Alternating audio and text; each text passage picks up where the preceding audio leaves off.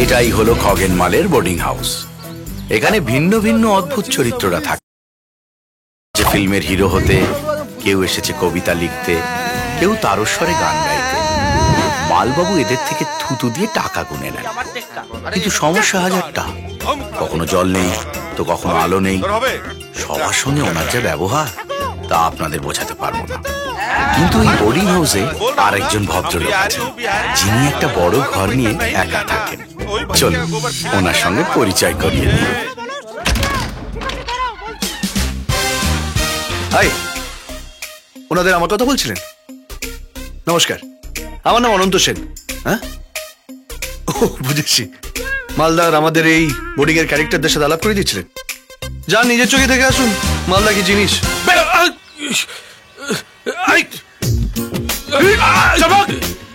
মালদা, আমাকে এভাবে তাড়িয়ে দেবেন না। দেখুন, আমার চাকরিটা চলে গেছে বলে আমি ভাড়াটা দিতে পারিনি। দয়া করে আমাকে আরেকটা মাস সময়, আর 1 মিনিটও না। মালদা মালদা মালদা খগেন মালের সঙ্গে চালাকি 7 মাসের। ইনি হলেন খগেন মাল, এই বোর্ডিং হাউসের মালিক। নমুনা তো দেখলেন, ক্রমশ বুঝতে পারবেন মালটা কি জিনিস।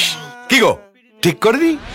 ইনি হলেন খগেন মালের প্রথম পক্ষ, পূর্ণিমা দেবী। কোনো একটি পূর্ণিমা রাতে পূর্ণিমা দেবী খগেন মালের সংসারে অমাবস্যা করে চলে গেলেন। কিন্তু খগেন মাল তো রসে ভরা মানুষ, 1 মাসের মধ্যে জ্যোৎস্নাকে বিয়ে করে ফেললেন।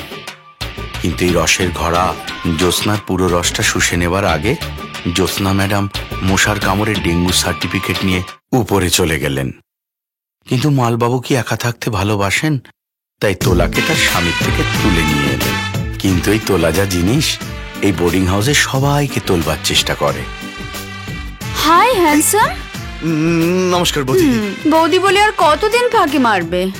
একদিন না একদিন তোমাকে তুলবই। দেখলেন তো কি জিনিস? ইনি হলেন আমাদের মালদার 3য় মাল, এই মানে আমাদের তোলা বৌদি। আপনি কিন্তু ভুল করে এখানে আসবেন না, নাহলে আপনাকেও তুলে নেবে। আমার বন্ধু আনন্দ। 1 মিনিট। আনন্দ। এই অনন্ত, ইনি হচ্ছেন আনন্দ গুহ।